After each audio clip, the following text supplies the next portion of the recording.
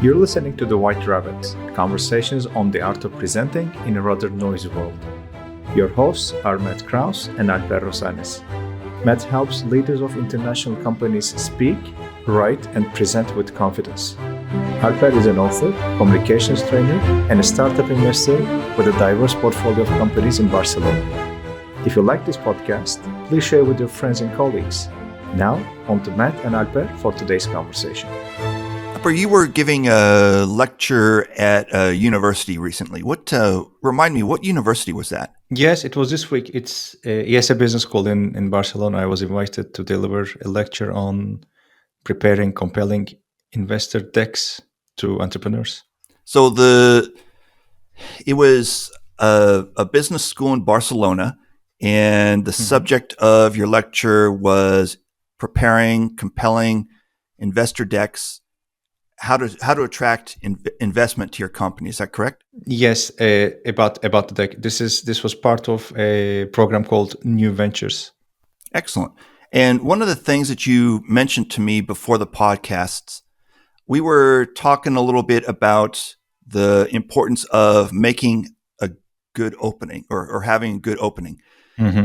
And you mentioned Yes. that was one of the subjects that you went into in your speech, in your lecture. Tell me more about that. Yes.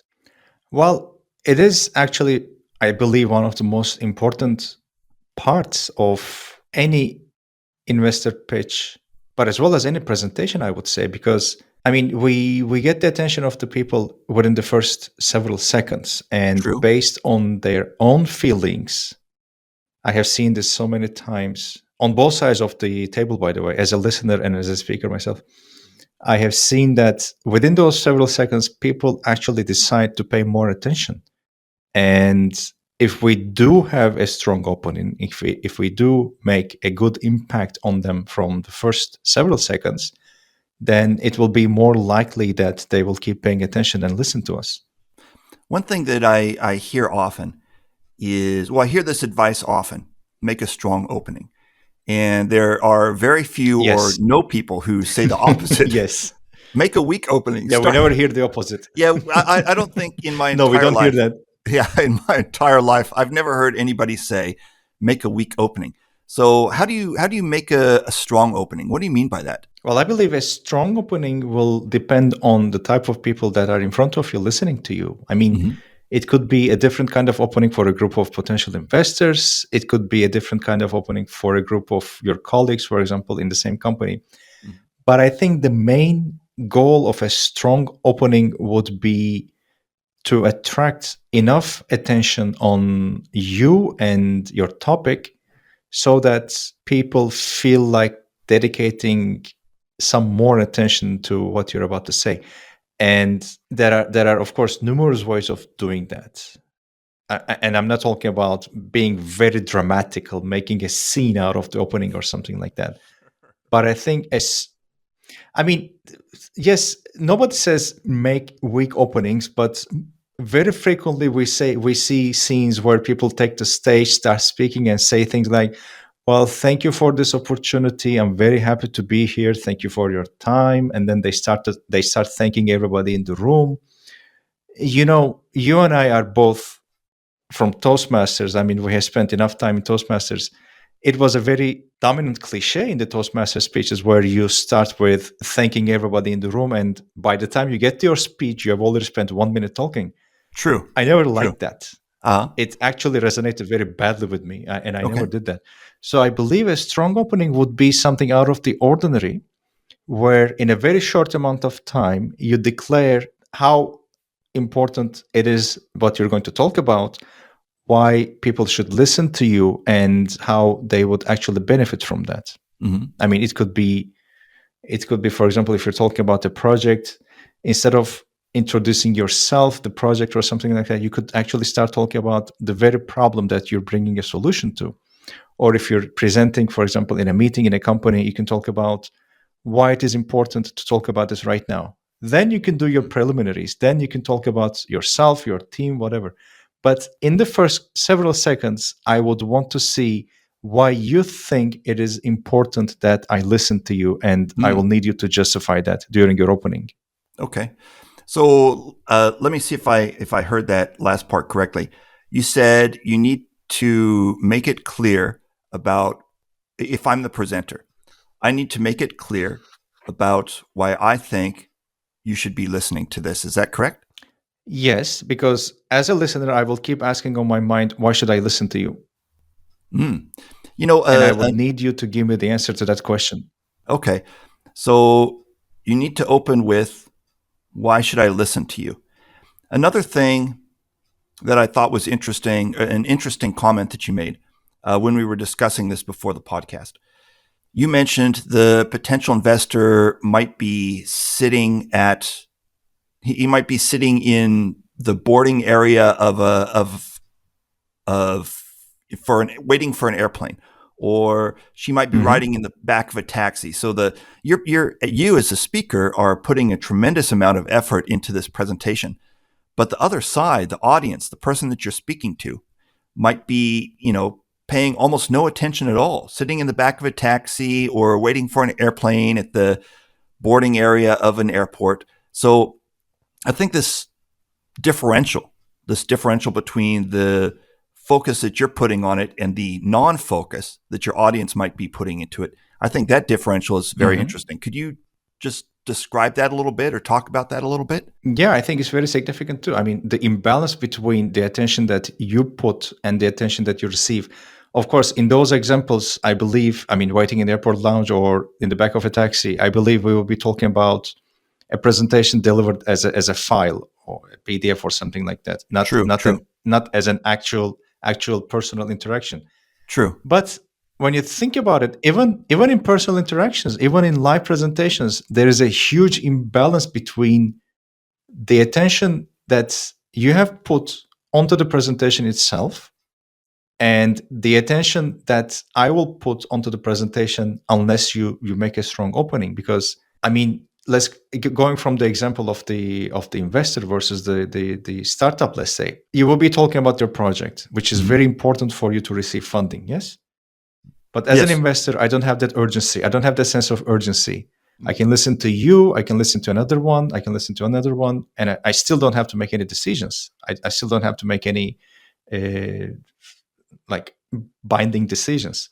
True. But regardless of whether you are a startup founder or somebody presenting in the corporate world to your colleagues, like you mentioned, there is this huge differential between my attention as a speaker and your attention as a listener. Yeah. And I cannot expect, of course, any audience to have the same interest, the same excitement, or attention, like the presenter. So that's one thing to keep in mind when doing the opening. Yeah. And this differential, this attention differential, it doesn't just apply to investor presentations. It doesn't just apply to investment situations. It applies to it applies to pretty much any presentation. I think of Oh yeah, the group of people that I work with, and they have the same exact situation. They might be spending a week or a late night, or maybe it's even their life's work to this thing that they're talking about, where and yes, they assume that the other side of the room, that the audience is paying as much attention to it as they are, but maybe the audience, they're looking at their phones, or they're thinking of all the work that they have to do after this meeting. They're thinking of a billion other things, but they're not thinking about how important how they're not thinking about your presentation as like you're thinking about your presentation. most certainly. Yes, you're right. Yeah. So before we wrap up for today, let's give these people some tangible examples that they can use of give a strong opening. Let's give them some tangible, concrete examples of what that means. So let's stay in the investor realm. So if you're making an investor Hmm. presentation and your investor is riding in the back of a taxi or sitting in the airport lounge or whatever, what are some ways that if you want to attract investment to your company, what are some ways that you could make a strong opening? What matters to these people? It's a good question. I think the biggest impact could be made by skipping all the unnecessary details in the beginning, Okay. including a cover slide or about us or history or something like that. Dig right into the problem. I mean, speaking from the investment realm, dig right into the problem, why you think this presents a good investment opportunity, why you are well situated to address this problem, like from the first page. Okay. Of course, I'm not talking about the crowded page filled with charts, text, and data, but from the beginning, make me understand, make me realize that there is a good opportunity. You have found an interesting problem and you have found an interesting solution to solve that, and put them in the beginning. One of the things that strikes me about what you're saying is that a lot of what you're saying is about removing stuff. Get to your carve away and get to your core message. Why should you be interested in this? Why am I well placed to take advantage of this opportunity? And in order to make that clear, you're carving stuff away. You're carving out the graphs and the charts and the about us and about our team. You're carving that stuff away. So am I hearing you correctly that a lot of putting later into the or putting later into the deck? I mean, I'm not advocating removing everything, but I am advocating the idea that, well, we need to embrace something, not only in the investment presentations, but I think in all presentations, there's an ask.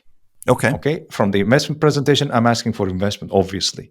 From other presentations, maybe I'm asking for approval or I'm asking for extra budget or something like that. Okay. But I think the mindset that we may need to make is the presentation. The goal of the presentation is not for that thing to happen. The presentation is only a tool, a necessary step in the process of pulling those people maybe in that direction. So at the end of that pitch, at the end of that investor deck, of course, no one is going to sign any checks. Or just because I made a presentation to my manager about the budget increase, of course, he or she is not going to say, most probably, I mean, not of course 0%, but most probably at the end of the presentation, she's not going to say, great, let's do this. She will get things in motion, maybe. She will start pondering things in her head. The investor will maybe start considering whether to have another meeting, etc., etc.